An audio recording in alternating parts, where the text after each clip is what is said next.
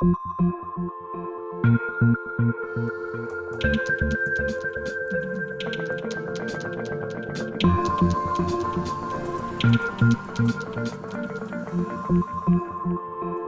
tal? Les habla Jorge Gestoso. Bienvenidos. En el programa de hoy hablamos sobre la controversia en torno al muro con México y el cierre del gobierno de los Estados Unidos, y también sobre el nuevo Congreso, ahora con mayoría demócrata en la Cámara de Representantes. ¿Y qué será la relación de Estados Unidos con nuestra América Latina en el 2019? Con Patricio Zamorano, director ejecutivo de Infoaméricas.info. Patricio Zamorano, una cálida bienvenida al programa y un feliz placer, año nuevo. Feliz año nuevo, feliz 2019. Lo mismo para ti, Patricio. Tu lectura sobre esta pulseada en torno al muro y el cierre del gobierno. Yo te diría que Donald Trump lo que ha hecho es básicamente encerrarse en una esquina a sí mismo. Es increíble lo que ha hecho. Hay que recordar un poco los hechos concretos. El Senado, controlado con el Partido Republicano, estaba a punto de aprobar un paquete para financiar el gobierno federal consensuado plenamente con el Partido Demócrata. En el último minuto, Donald Trump anuncia que no lo va a firmar, pese a que había dado señales concretas que iba a llegar a acuerdo. ¿Por qué? ¿Por qué no lo firma? Por la presión de los grupos ultraconservadores que a través de los medios de comunicación, especialmente Fox News, lo presionan y lo ponen contra la pared, calificándolo como un presidente incapaz, incompetente, ¿no? Por no cumplir con esta promesa del muro fronterizo. Entonces yo te diría que Donald Trump ha reaccionado no en función de políticas públicas pensadas o racionales, simplemente en función de su propio electorado. Y en ese sentido se ha autoimpuesto una trampa muy, muy peligrosa para su gobierno y para 800.000 trabajadores federales. Y precisamente, ¿no? La crítica viene, el hombre, es decir, estamos hablando del presidente, está dejando manipularse por la extrema derecha que toma los medios de comunicación, como tú dices, Así es. Algunas cadenas. Ahora, esas cadenas le están diciendo, se lo están presentando, o usted logra que le aprueben los fondos para el muro tal cual usted prometió en la campaña, o usted pierde las elecciones en el 2020. Y claro. Entonces, él aparentemente lo que está haciendo es jugándose todos los boletos, que entiende que si él muestra que es la mano dura, que cumple con las promesas, que él es el hombre que barre con todo lo que tiene que ver con lo foráneo, todo lo que son, entre comillas, amenazas para Estados Unidos, es el hombre a votar, y si no, es un hombre débil que se lo van a comer vivo los demócratas y le van a ganar la elección. ¿Es así como le han planteado la cosa? Y yo te diría que no tiene ninguna racionalidad. Si uno ve las encuestas, un 40%, según una última encuesta Reuters, un 47% de los encuestados consideran que Donald Trump es culpable o tiene una responsabilidad mayor en el cierre del gobierno federal. Solo un tercio piensa que son los demócratas y un mínimo porcentaje identifica a los republicanos. Es decir, Donald Trump consiguió lo que él mismo estaba buscando, se autohizo responsable de este cierre del gobierno federal. Y más que eso, más de la mitad de la población, alguna encuesta incluso dan 60%, dan un nivel de solidaridad con esta caravana de inmigrantes y consideran a la crisis de inmigración como una crisis humanitaria. No es una crisis de seguridad, no hay ningún problema de seguridad grave en la frontera entre México con los Estados Unidos. Es decir, Donald Trump no está escuchando la sabiduría política de qué le dicen las encuestas. Él debería, al contrario, abrir el gobierno cuanto antes y sentarse a negociar, pero sin provocar esta tensión política y social. Las encuestas confirman que no debiera escuchar a un porcentaje bastante minoritario, que todavía es un 30%. Efectivamente, él mantiene ese apoyo electoral duro en los sectores ultraconservadores, anti-inmigrantes, racistas, etcétera, supremacistas blancos, pero eso no alcanza para ganar una elección. Entonces, yo diría que Donald Trump está mostrando una falta de sabiduría política en la forma en que está actuando en estas últimas semanas. Vayamos a disecar los mensajes que están dando no solamente Trump, sino todos esos lugartenientes. Estamos hablando de Kellyanne Conway, el vicepresidente Pence, estamos hablando de Sarah Sanders, la vocera. Las palabras que usan son absolutamente para pintar a todos nosotros, los latinoamericanos, como algo malo. Así es. Es decir, traemos cosas negativas. Todo lo que venga del sur es malo y está amenazando la seguridad nacional de los Estados Unidos. Es decir, es lo que está diciendo Alexandria Ocasio-Cortez este domingo pasado en 60 Minutes, en el programa de televisión más famoso, más respetado de Estados Unidos, que Donald Trump es un racista y en realidad sus palabras y su discurso es el de la supremacía blanca, y nosotros los latinoamericanos, por ser en muchos casos los más vulnerables, porque no se pueden defender los que entran por la frontera porque no tienen abogados caros, los han agarrado de chivos expiatorios y nos están enlodando, ensuciando para que esta agenda prospere y este hombre pueda ser reelecto en el 2020? No hay ninguna duda. Él ha elegido a los latinos y a los inmigrantes como uno de los sectores vulnerables. No se atreve con los afroestadounidenses, cierto, que sufren una discriminación importante, son asesinados por policías, etcétera, pero tienen una validez social interna fuerte. Los inmigrantes son los más vulnerables de esta sociedad y Donald Trump los está utilizando como moneda electoral. Y hay un tema basado en una mentira absoluta. Es impresionante cómo especialmente la vocera de la Casa Blanca, Sanders, manipula cifras. Se ha hablado de estos 4.000 personas que han sido arrestadas, sospechosas de actividades de terrorismo internacional, y se ha desmascarado que esa cifra tiene que ver con el ingreso a los aeropuertos. No tiene nada que ver con la frontera sur, y más aún, se ha comprobado, según los estudios más serios, que efectivamente hay 6 sospechosos de actividades de terrorismo que han sido identificados en la frontera sur. Pero en la frontera norte con Canadá hay incluso 41 casos. 6 veces más. 6 veces más.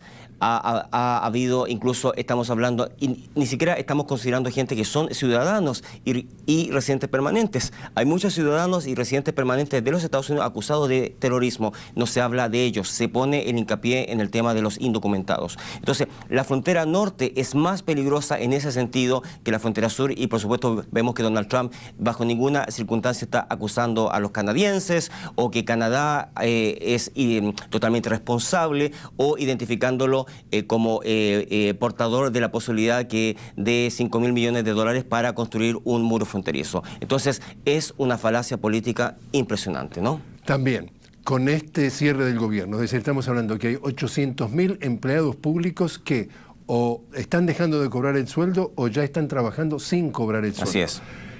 En la estrategia que estamos viendo justamente en el día de ayer, que el presidente Trump salió a hablar a la nación, es estratégicamente hablar de la palabra crisis.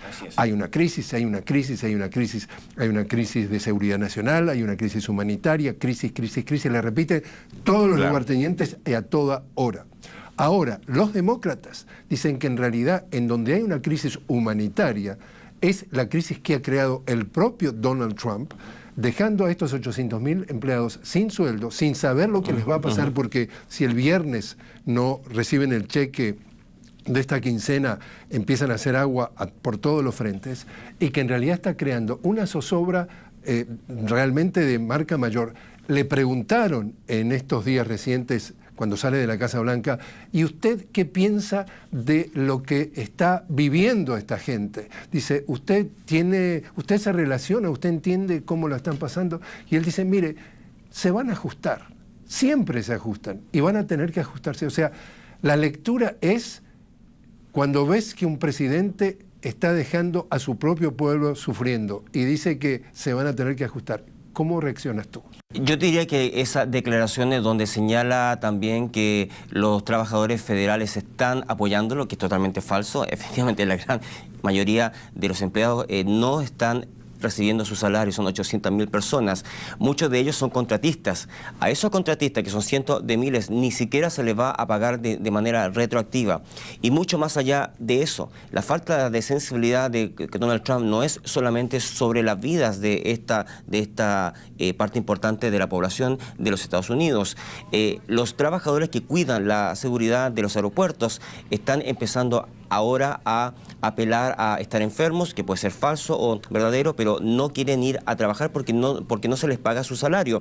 Y ahí se está provocando un problema de seguridad importante. Es decir, el propio Donald Trump está creando condiciones de inseguridad en los aeropuertos de los Estados Unidos, lo que contradice plenamente sus políticas. Efectivamente, no hay nadie en los Estados Unidos, absolutamente nadie, ni el Partido Republicano en el Congreso, nadie cree que hay una crisis de seguridad en la frontera México. Eso no existe. Lo que hay, no hay ninguna duda, es una crisis humanitaria que implica otro tipo de políticas públicas, implica otro tipo de intervención, pero utilizar la palabra crisis de seguridad es eminentemente política, eminentemente electoral. Y aparte, en el caso de Noam Chomsky, del intelectual Noam Chomsky, dice que gran parte de lo que sucede en Centroamérica es producto directo de las posiciones y las políticas de los Estados Unidos. O sea que eventualmente, como tú hablas de la palabra de crisis humanitaria, esa crisis humanitaria para Noam Chomsky la crea el propio gobierno de los Estados Unidos, no necesariamente internamente esos países, y si fuera interno, es a través de gobiernos que apoyan, como en el caso de Honduras, con denuncias de fraude electoral en el caso de Hernández, y con represiones que justamente el gobierno de los Estados Unidos apoya y promueve. Así es, y otra cosa importante, hay que recordar que la mayoría del crimen organizado, especialmente Honduras, El Salvador, Guatemala, tiene que ver con el consumo de drogas ilegales dentro de los Estados Unidos. Y en ese sentido también Estados Unidos es responsable directo de la crisis humanitaria que provoca violencia, provoca crimen, una baja calidad de vida para millones de centroamericanos que se ven obligados a venir a los Estados Unidos. Y yo diría que lamentablemente Estados Unidos y Donald Trump nos está haciendo responsable de ser un poco co-responsable de esta crisis humanitaria en la frontera con México. Patricio, te invito a hacer una pequeña pausa. Estamos hablando con Patricio Zamorano, director ejecutivo de Infoaméricas.info, y cuando regresemos estaremos hablando sobre el nuevo Congreso de los Estados Unidos, esta vez con mayoría demócrata en la Cámara de Representantes. Ya volvemos.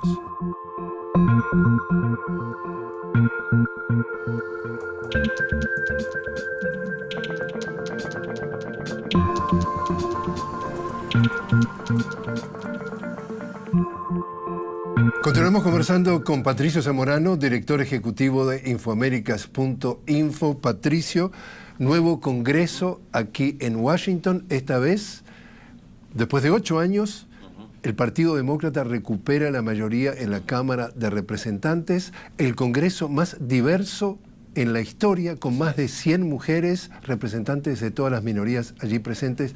¿Qué impacto puede tener este nuevo panorama político? Yo te diría que si había un efecto que va a molestar a Donald Trump, es exactamente lo que él mismo ha provocado. No hay ninguna duda que la diversidad de este nuevo Congreso un poco representa, yo diría, el repudio de muchas de las políticas que ha querido implementar Donald Trump, y más allá de eso, de la forma de expresarse frente a muchas de las minorías. Es irónico el hecho de que entre estas mujeres también están las primeras musulmanas, ¿no? También hay una ex refugiada de Somalia que es parte de este nuevo Congreso, y el hecho de que es un Congreso femenino, ¿no? Con muchas mujeres, con una cantidad histórica de nuevas congresistas, ¿no? Y no cabe duda que esto es una respuesta a lo que nos viene acostumbrando Donald Trump, de la forma en que ha ofendido de una manera directa a muchas de las minorías que ahora van a ser fuertemente representadas. Algunas de las congresistas incluso han ofendido con malas palabras en cámara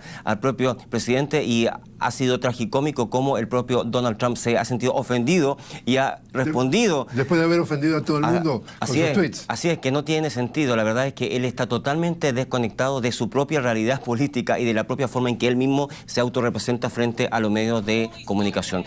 Estuvo muy ofendido con esta ofensa directa, claro, pero como tú señalas, y como lo dijo la nueva portavoz de la Cámara Baja, Nancy Pelosi, Donald Trump se ha expresado de manera peor en cámara, grabado, ofendiendo a las mujeres, ofendiendo a los discapacitados, ofendiendo a los latinos, indios también, a los indígenas de los Estados Unidos. Entonces, claro, empieza un nuevo estilo. Yo te diría que este nuevo Congreso es sin duda un Congreso que se va a oponer no solamente políticamente, sino que moralmente al discurso político de Donald Trump. Ya están pidiendo que se extienda por lo menos por 6 meses la seguridad de que Robert Mueller, que está haciendo la investigación sobre la trama rusa, en donde podría haber una colusión de la campaña de Trump con los rusos para influir en la elección y que ganara la elección, asegurándose eso. Y para muchos analistas dicen, esa es la estrategia demócrata. Lo que están haciendo los demócratas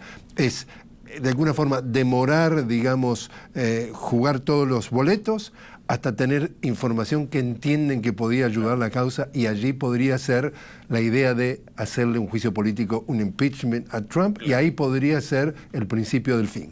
Claro, hay que verlo. En todo caso, el Partido Demócrata yo diría que está con una estrategia moderada en cuanto a la acusación constitucional. Hay que recordar que no hay ninguna duda, están los crímenes. Donald Trump ha ejercido crímenes graves, su ex abogado privado está preso por órdenes que él le dio y que son irregularidades fuertes en el sistema electoral de los Estados Unidos, cuando le pagaron a ex estrellas porno para ocultar escándalos sexuales durante la elección de 2016. Donald Trump tiene material para ser acusado constitucionalmente hoy día mismo, pero no se cuenta con los 2/3 del Senado. Entonces yo te diría que la estrategia que el Partido Demócrata quiere hacer este año es validar una cosa importante que no nos habíamos dado cuenta, que es el rol fiscalizador de la Cámara Baja de los Estados Unidos, que fue totalmente neutralizada en los primeros 2 años de Donald Trump.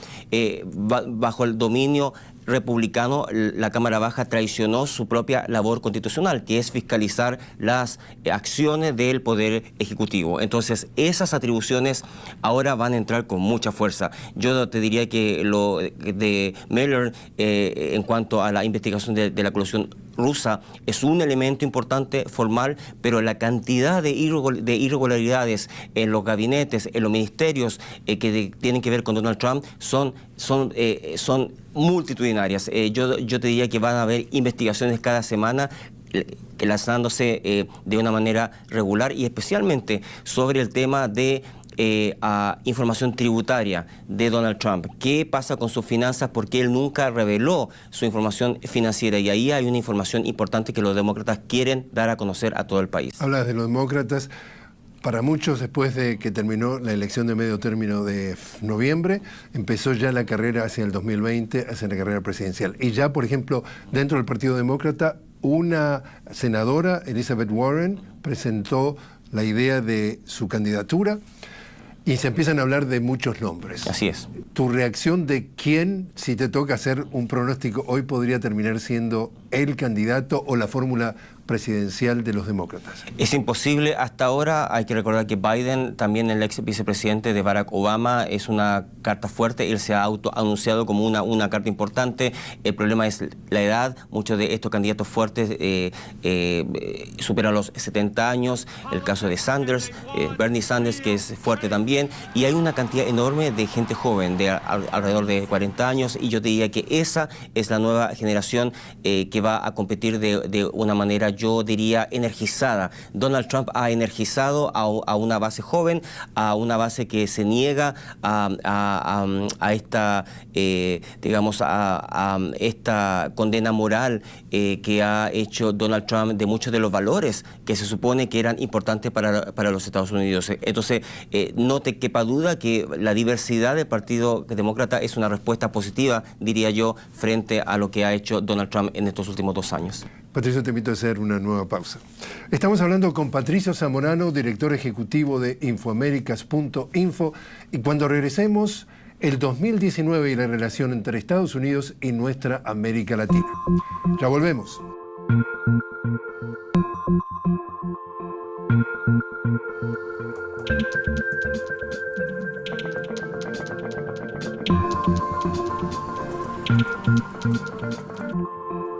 Seguimos conversando con Patricio Zamorano, director ejecutivo de Infoaméricas.info.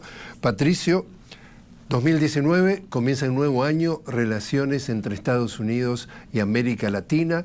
Parece que hay el agua y el aceite. Por el norte estamos con México. AMLO, Andrés Manuel López Obrador, para muchos una llegada esperanzadora del progresismo. Por el sur estamos hablando de Jair Bolsonaro, una esperanza para lo que es la derecha y la extrema derecha, y hasta para muchos el fascismo. ¿Cómo va a jugar Estados Unidos con esos dos prácticamente polos opuestos? Yo te diría que es preocupante lo que es las señales que tenemos hasta ahora, porque la misma condena moral de Donald Trump a lo que se supone que eran los valores democráticos de los Estados Unidos, que los hay, y que hay sectores importantes en los Estados Unidos que creen en la diversidad, que creen en la tolerancia política, etcétera, etcétera, yo te diría que se van a reflejar en los apoyos que Donald Trump está anunciando para este año. Él se ha mostrado bastante cercano al presidente de Brasil, lo que es extremadamente preocupante, puesto que Bolsonaro se identifica con Donald Trump, y en un sentido yo diría incluso más extremo. Hay que recordar que el presidente de Brasil no tiene una sintonía con los derechos humanos. Él ha alabado a la antigua dictadura, a la violación a los derechos humanos, promete mano dura, incluso sugiriendo la posibilidad de ir incluso más allá en la forma en que la policía se va a enfrentar al crimen, que se confunde un poco cómo va a enfrentar el tema de la pobreza, criminalizando un poco la pobreza. Entonces, al mismo tiempo siguen los apoyos al Grupo de Lima, donde por ejemplo se ha hecho una declaración contra Venezuela, cuando está el propio Grupo de Lima integrado por presidentes como Hernández de Honduras, donde la propia OEA ratificó que hubo fraude electoral por segunda vez consecutiva en todo caso, es decir, es un presidente de facto. ¿Cómo es posible que un presidente de facto como Hernández en Honduras hable de democracia, ¿no? Es una falacia tremenda. Entonces yo te diría que Donald Trump se va a preocupar de apoyar a sus aliados y no preocupándose de la calidad moral.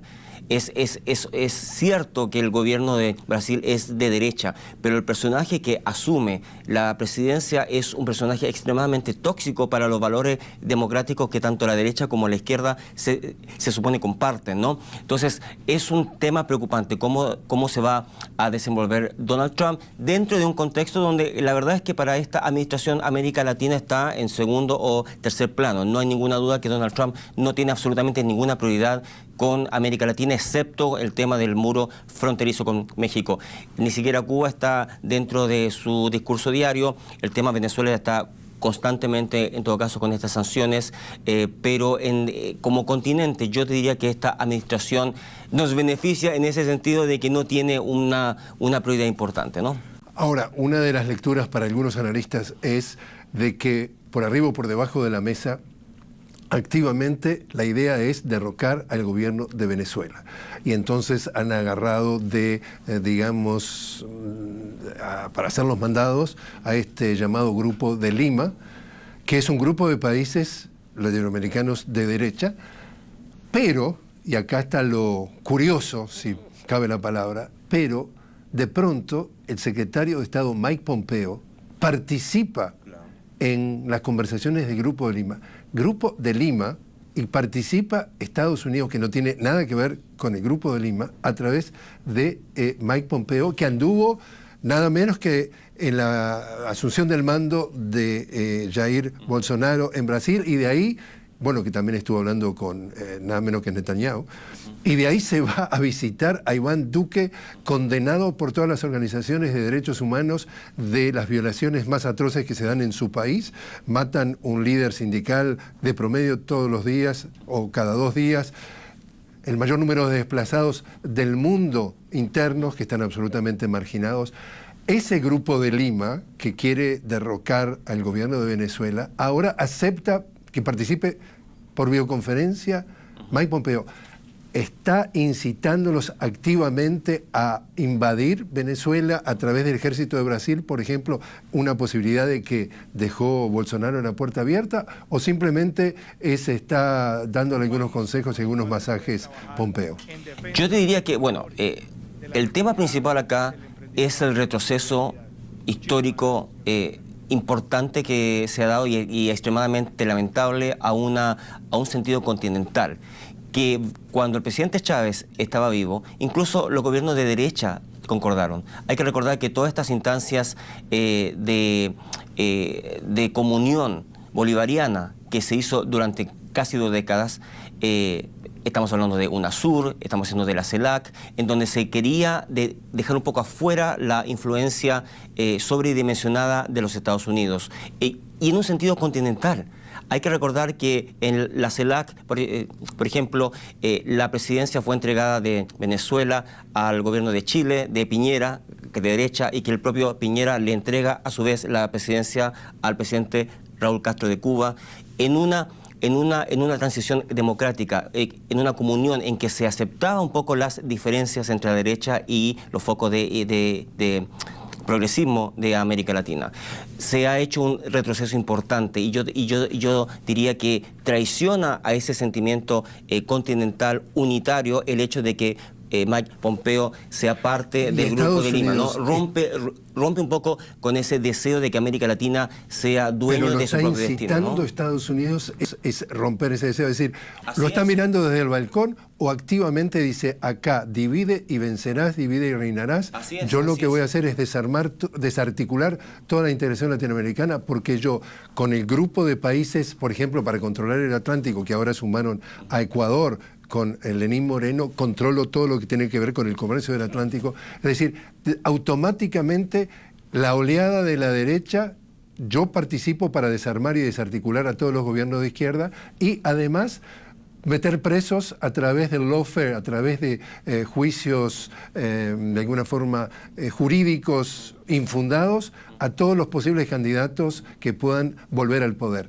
¿Estados Unidos está mirando esto desde el balcón o está metido hasta las orejas para que América Latina vuelva a ser el Ministerio de las Colonias que quería Castro denunciar a través de la OEA? Así es, yo te diría que es una nueva Guerra Fría, que es totalmente añeja, que no tiene que ver nada con los niveles de integración que el planeta tiene como ideales, y en ese sentido Estados Unidos, no cabe duda, con estos ataques constantes contra Venezuela, contra el gobierno de Venezuela, ahora contra Nicaragua, usando un poco las mismas técnicas, ¿no?, de manipulación de la opinión pública, creando una tensión artificial interna y, por supuesto, haciendo la vista gorda a violaciones a los derechos humanos fuertes que se están dando, por ejemplo, en Colombia, en Honduras, del Grupo de Lima, especialmente Honduras, ¿no?, donde hay una calidad de vida extremadamente baja, donde hay una corrupción que emana desde el propio gobierno de Honduras, relacionado con el narcotráfico, con fraude electoral, es que la verdad un doble estándar enorme que le hace daño, yo diría, a todo lo que tiene que ver con los valores de los derechos humanos, le hace daño a la democracia como un valor universal, y en ese sentido Estados Unidos, con lo que está haciendo, está rompiendo no solamente la unidad continental, yo diría rompiendo los valores democráticos y de respeto a la diversidad que debiéramos tener en nuestro continente. Patricio Zamorano, muchísimas gracias por haber estado con nosotros. Como siempre, un placer.